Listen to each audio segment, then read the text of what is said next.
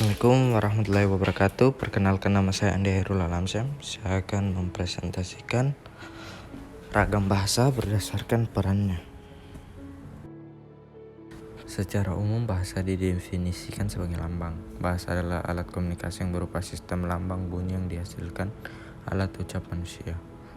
Sebagaimana kita ketahui, bahasa terdiri atas kata-kata atau kumpulan kata, masing-masing mempunyai makna, yaitu hubungan abstrak antara kata sebagai lambang dengan objek konsep yang diwakili kumpulan kata atau kosakata itu oleh ahli bahasa, disusun secara alfabetis atau menurut urutan abjad disertai penjelasan artinya dan kemudian dibukukan menjadi sebuah kamus atau leksikon.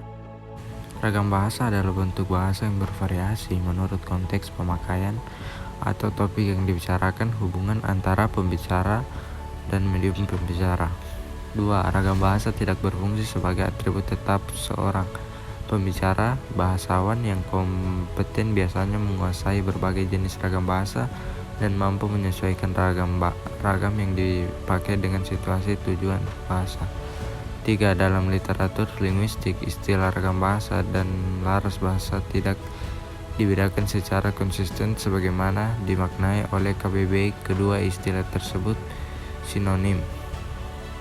4. Istilah ragam bahasa sering dibedakan dengan varietas bahasa, yaitu bentuk bahasa yang diperbedakan tanpa menitik bedakan secara khusus pada karakter variasinya. Kemudian ada fungsi bahasa. Fungsi bahasa dapat dibedakan berdasarkan tujuan, yaitu satu, fungsi praktis. Fungsi praktis adalah bahasa yang digunakan sebagai komunikasi dan interaksi antar anggota masyarakat dalam pergaulan hidup sehari-hari.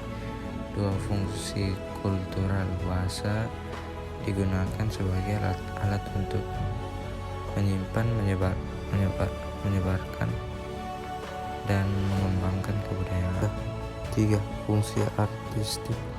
Bahasa digunakan sebagai alat untuk mengumpulkan rasa estetis atau keindahan manusia melalui seni sastra. 4. Fungsi edukatif. Bahasa digunakan sebagai alat menyampaikan dan mengembangkan ilmu pengetahuan dan teknologi. Suatu hal yang kita ketahui dengan jelas mengenai bahasa Indonesia adalah suatu bahasa yang kita gunakan sehari-hari.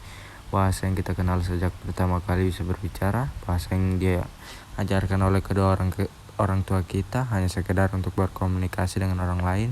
Bahasa yang diajarkan secara mendalam di sekolah, mulai dari tata cara penulisan, pengejaan yang baik dan benar, hingga penggunaannya untuk hal-hal yang formal seperti penulisan surat ataupun karya ilmiah. Itu saja presentasi saya. Terima kasih. Assalamualaikum warahmatullahi wabarakatuh.